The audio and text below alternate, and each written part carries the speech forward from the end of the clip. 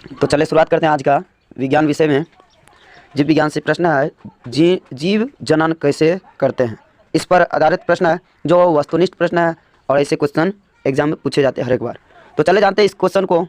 इसमें 25 क्वेश्चन करवाऊंगा, 2500 का 25 जो है ना, जो कि एग्जाम में पूछा जाएगा।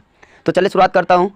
यहाँ पहला क्वेश्चन है कि जो है ना पुष्पी पादपों में लैंगिक जनन होता है किसके द्वारा? फूलों के द्वारा। उसके बाद फूलों द्वारा होता है। उसके बाद मानव मादा के जनन तंत्र का भाग कौन नहीं है? मादा के जनन तंत्र का भाग कौन नहीं है?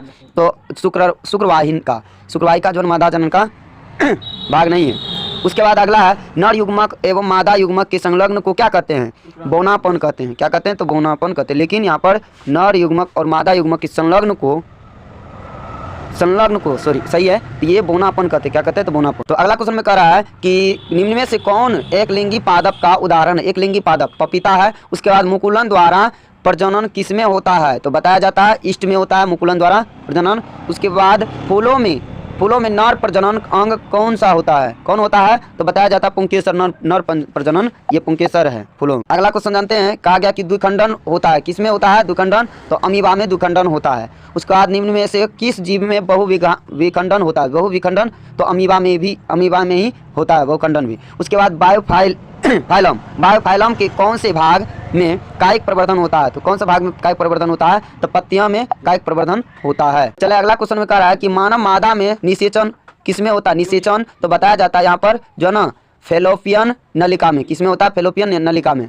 उसके बाद अगला क्वेश्चन में कह रहा है कि तने द्वारा कायिक प्रवर्धन होता है किसमें? तने द्वारा कायिक प्रवर्धन किसमें होता है? तो बताया गया पुदीने, हल्दी, अदरक, यानी इनमें से सभी होंगे। इनमें से सभी होंगे। अगला क्वेश्चन में कह रहा है कि खंडन द्वारा जनन होता है किसमें? खंडन द्वारा जनन किसमें होता है? तो सितारा मछली में होता है, इसमें बाकी में नहीं होता है। उसके बाद कायिक प्रवर्धन संभव किसमें होता है? उपयोग सभी में, यानी कि जड़ द्वारा, तना द्वारा, पत्ता द्वारा, सभी द्वारा जो है ना कायिक प्रवर्धन होता है। उसके बाद तने पर अपस्थानिक कलियां पाई जाती है किसमें? तने पर अपस्थानिक कलियां पाई जाती है किसमें? तो बताया जाता है ये आलू में तने पर अपस्थानिक कायिक जो है ना अपस्थानिक कलिकाएं पाई जाती है। अगला क्वेश्चन में कह रहा है कि मुकुलन द्वारा अलैंगिक जनन होता है किसमें? मुकुलन द्वारा अलैंगिक जनन किसमें होता है? तो बताया जाता है हाइड्रा में। उसके बाद अलैंगिक जनन मुकुलन द्वारा होता है किसमें? तो इसमें भी तो वही चीज है, इसमें ईस्ट में बताया गया अलैंगिक जनन मुकुलन द्वारा होता है तो ईस्ट में। उसके बाद कहा गया निम्न में से कौन मानव में मादा जनन तंत्र का भाग नहीं है? मादा जनन तंत्र का भाग कौन नहीं है? तो शुक्रवाहिका। इससे पहले भी ऐसा क्वेश्चन था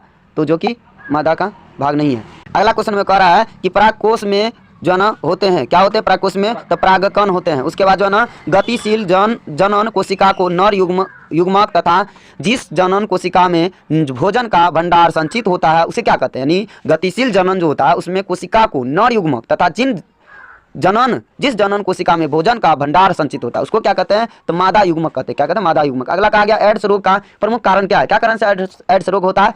तो असुरक्षित यौन संपर्क।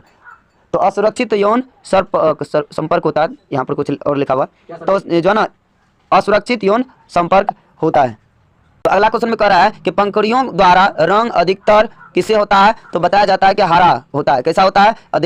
पंखुड़ियों का रंग अधिकतर कैसा होता है? तो हरा होता है। फूल का कौन सा भाग फल में बदलता है? तो बताया जाता है अंडाशय भाग जो है ना फल में बदल जाता है। उसके बाद भ्रूण के किस भाग से तना पत्तियां बनती हैं? उसे क्या कहते हैं? उसे जो है बताया गया प्रांकुर कहते हैं। क्या कहते हैं? प्रांकुर कहते हैं। उसके बाद अगला क्वेश्चन में एकल जीवों में प्रजनन की विधि है।